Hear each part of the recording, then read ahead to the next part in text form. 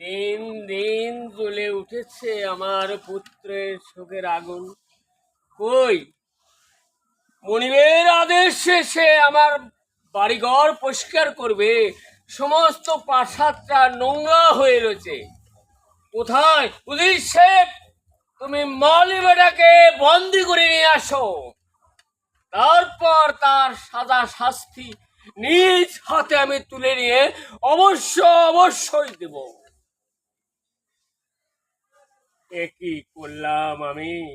না না না, মালিশ শুধু একা করতে পারে না, উপর আল্লাহর ইচ্ছায় হয়েছে এই সমস্ত কাহিনী।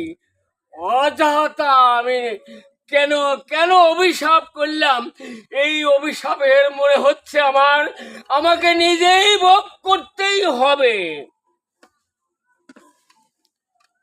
কে আছিস? শাহিনকে পাঠিয়ে দে।